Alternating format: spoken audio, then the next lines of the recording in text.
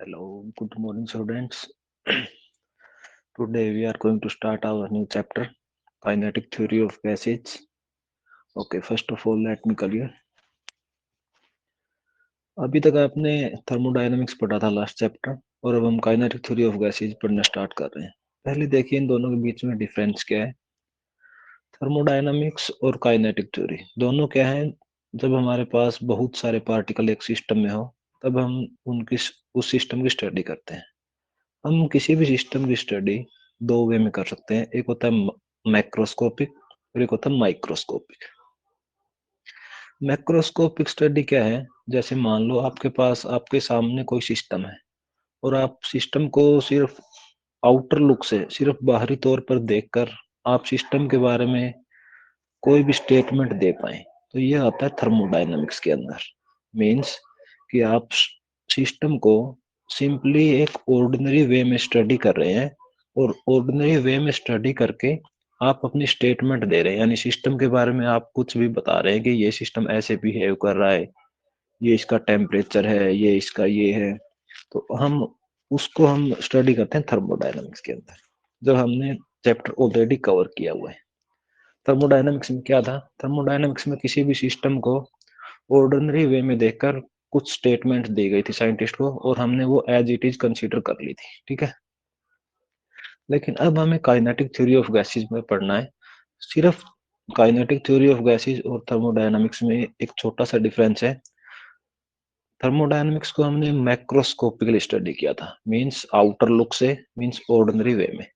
लेकिन हमें kinetic theory of gases को माइक्रोस्कोपिक स्टडी करना। माइक्रोस्कोपिक मींस मान लो कोई भी सिस्टम है, उसके अंदर बहुत सारे पार्टिकल्स हैं, तो हमें हर एक पार्टिकल का बिहेवियर, उसका नेचर, उसकी मूवमेंट, काइनेटिक एनर्जी, सब कुछ हम पहले एक एक एक पार्टिकल का इंडिविजुअली स्टडी करेंगे और फिर उसके बाद में हम कोई भी स्टेटमेंट दे पाएंगे।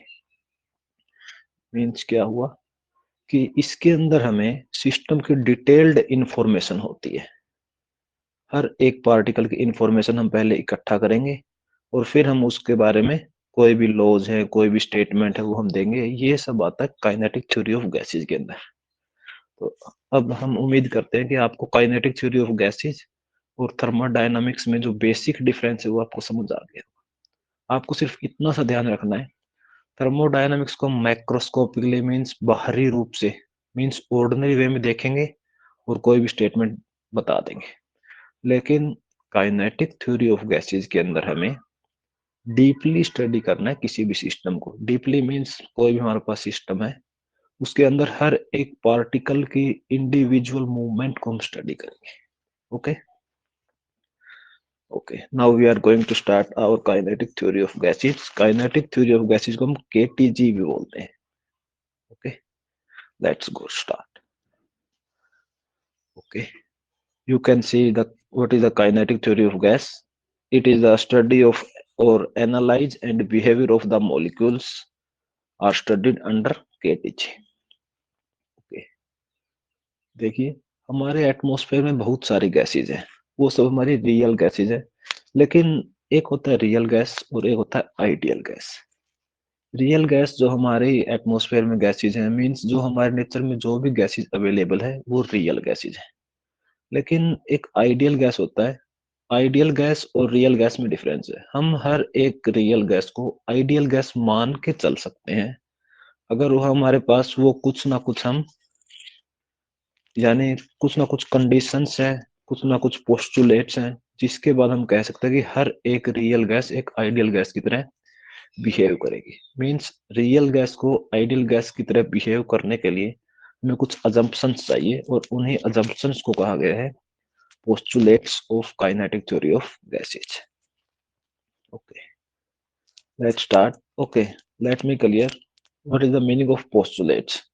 Postulates देखो आपने फिजिक्स के अंदर बहुत सारे लॉज पढ़े होंगे, लेकिन लॉज और पोस्टुलेट्स में डिफरेंस क्या होता है। लॉज होता है जब कोई भी हमारे पास कोई भी स्टेटमेंट है और वो पहले प्रूफ की जाती है एक्सपेरिमेंटली और फिर उसको एक स्टेटमेंट बनाकर एक लॉ बनाया जाता है। लेकिन पोस्टुलेट्स क्या है, पोस्टुलेट्स होते हैं अवधारणाएं। मीन्स किसी साइंटिस्ट को ऐसा लगा और उसने ये स्टेटमेंट दे दी, और ये स्टेटमेंट अभी तक एज इट इज चल रही है। मीन्स जिस टाइम पर ये स्टेटमेंट दी गई थी उस टाइम पर इसका प्रूफ नहीं था, लेकिन अभी तक उसका कोई एक्सेप्शन भी क्रिएट नहीं हुआ है, तो हम उनको बोलते हैं postulates. Okay, okay, let's start the postulate of kinetic theory of gases. Means हम किसी भी गैस को, किसी भी रियल गैस को एक आइडियल गैसेज मान सकते हैं अगर वो हमारे इन पोस्टुलेट्स को फॉलो करे। तो पहला पोस्टुलेट है size of gas molecule is negligible. Mean जो हमारे देखो एक सिस्टम होगा, एक कंटेनर होगा, कंटेनर के अंदर बहुत सारे मॉलिक्यूल्स ऑफ गैसेज होंगे, तो हम हर एक मॉलिक्यूल ऑफ गैस का वॉल्यूम या साइज बहुत ही नेग्लिजिबल लेके चलेंगे। मीन्स एज ए पॉइंट, किसी भी हम गैस पार्टिकल को एज ए पॉइंट कंसीडर करेंगे, मीन्स उसका जो साइज है वो बहुत ही कम है। और एक और बात आपको ध्यान रखनी है, अगर आपसे ये कहे कि वॉल्यूम ऑफ गैस क्या होगा, तो आपको volume of gas nearly equal to लेना है the volume of container in which the gas is filled. जिस कंटेनर के अंदर आपने गैस को फिल किया है, उस गैस के कितने वॉल्यूम में गैस फिल है, वही वॉल्यूम हम वॉल्यूम ऑफ गैस का कंसीडर कर लेंगे। Okay, now second postulate. Second postulate ये कहते हैं, आप देखो एक बार, हमने कंटेनर के अंदर गैस ली, तो गैस के बहुत सारे पार्टिकल हैं, और बहुत सारे पार्टिकल वो रैंडमली मूव कर रहे हैं, मीन्स अपनी मन मर्जी से मूवमेंट कर रहे हैं। अपनी मन मर्जी से मूवमेंट करेंगे तो जो ऑल पार्टिकल्स हैं वो एक दूसरे के साथ कोलाइड करेंगे। तो यहाँ पर हमें दो टाइप के कोलिजन पड़ेंगे, एक तो जो पार्टिकल और पार्टिकल का कोलिजन होगा, और दूसरा जो पार्टिकल है जो कंटेनर की वॉल के साथ में जाके कोलिजन करेगा। तो हमें ये ध्यान रखना है, दूसरा पोस्टुलेट ये कहता है कि जो भी हमारे कोलिजन हो रहे हैं, चाहे वो पार्टिकल टू पार्टिकल कोलिजन हो या particle to container wall collision हो, हमें ध्यान ये रखना है कि वो कोलिजन इलास्टिक कोलिजन होंगे। इलास्टिक कोलिजन हम फर्स्ट टर्म में पढ़ चुके हैं, अगर आपको ध्यान नहीं है तो मैं एक बार फिर से रिवाइज करा देता हूँ।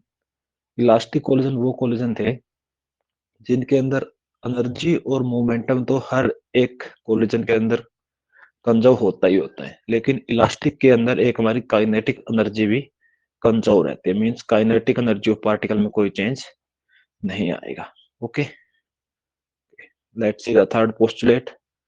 थर्ड पोस्टुलेट ये कहता है कि जो भी हमारा, देखो पार्टिकल रैंडमली मूव कर रहे हैं, वो गैस मॉलिक्यूल्स हैं जो आपस में रैंडमली मूव कर रहे हैं, वो एक दूसरे के साथ इंटरेक्ट नहीं कर रहे। इंटरेक्ट नहीं कर रहे, इसका मीनिंग आपको ये समझना है कि वो एक दूसरे के ऊपर फोर्स नहीं लगा रहे।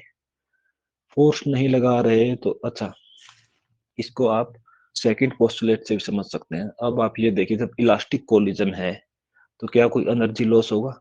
वहां कोई एनर्जी लॉस नहीं होगा। एनर्जी लॉस ही नहीं है तो वहां जो जो पार्टिकल इंटरेक्ट कर रहे हैं उनकी एनर्जी क्या हो जाएगी? जो इंटरेक्शन पोटेंशियल एनर्जी है वो जीरो हो जाएगी। तो हम यहाँ से ये कंक्लूजन निकाल सकते हैं, जो टोटल एनर्जी ऑफ गैस है वो क्या होगा? जो सभी पार्टिकल्स मूव कर रहे हैं उनकी काइनेटिक एनर्जी का सम होगा। Okay,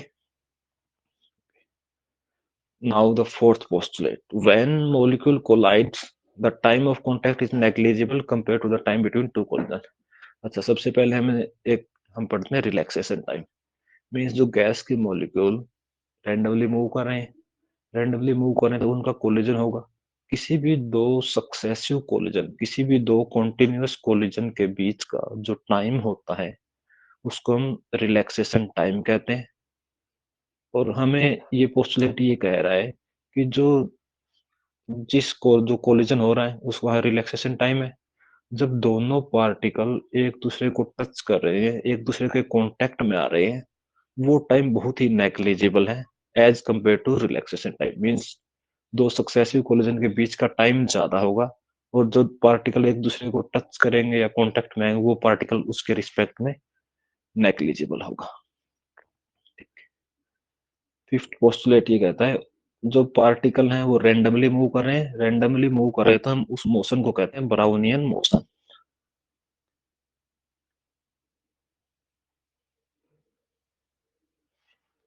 now we are going to six postulate. Six postulate देखो, आपने कभी ये देखा है, मान लो एक कंटेनर के अंदर हमारे पास गैसेज फिल कर रखी है, और जो कंटेनर के अंदर गैसेज होती हैं वो क्या कभी जो गैसेज पार्टिकल है वो जो कंटेनर का बॉटम है उसके अंदर वहां सब इकट्ठे हो जाते हैं। मीन जो डेंसिटी ऑफ गैसेज पार्टिकल है वो टॉप और बॉटम में डिफरेंट डिफरेंट होती है या अलग होती है। जैसे मान लो एक हमारे पास कंटेनर है, कंटेनर के अंदर वाटर है। अगर हम वाटर के अंदर स्टोन्स डालेंगे तो वो सब स्टोन्स कहाँ जाएंगे? बॉटम में इकट्ठे हो जाएंगे। मीन्स जो बॉटम में डेंसिटी स्टोन्स की है वो ज्यादा है as respect to top. Top में तो कोई पार्टिकल रहेगा ही नहीं, कोई भी स्टोन रहेगा ही नहीं। लेकिन अगर हम गैसेज में देखें तो गैसेज में क्या होगा? गैसेज में पार्टिकल्स, जो गैस पार्टिकल है वो सब बॉटम पे इकट्ठे नहीं होते। मीन्स जो उनकी गैदरिंग है बॉटम पे वो नहीं होगी, वो all over the volume same रहेगा। मीन्स डेंसिटी सेम रहेगी। तो हमने यहाँ कंसीडर क्या किया है, अगर देखो सब नीचे इकट्ठे हो जाते हैं तो इसका मतलब वहां ग्रेविटी लगता, ग्रेविटी की वजह से वो नीचे इकट्ठे होते हैं। लेकिन हमें यहाँ ग्रेविटी का इफेक्ट कंसीडर नहीं करना है। This is the sixth postulate, effect of gravity is negligible on gas molecules. इस वजह से जो डेंसिटी है वो हर एक वॉल्यूम, गैस का जो वॉल्यूम उसके टॉप में, मिडल में, बॉटम में सेम रहेगी। Okay, and now the last postulate of the kinetic theory of gases is, जो सभी गैसेज है, जो हमारी रियल गैसेज है वो आइडियल गैस को फॉलो करती है। और आइडियल गैस का एक लॉ है, उस लॉ को फॉलो करती है। And this law is called as PV is equal to N R T. Here P is called as pressure, V is the volume, N is the moles, R is the gas constant, and T is absolute temperature of gas. Now we focus on the N. N क्या था? Number of moles. Number of moles को हमारे पास निकालने के दो method है। पहला small m by m means mass of molecule divided by molar mass, and the second method is n by Na. Here n is number of molecules and Na is Avogadro number. Okay. Okay, students, I have recorded this lecture and you can see at any time.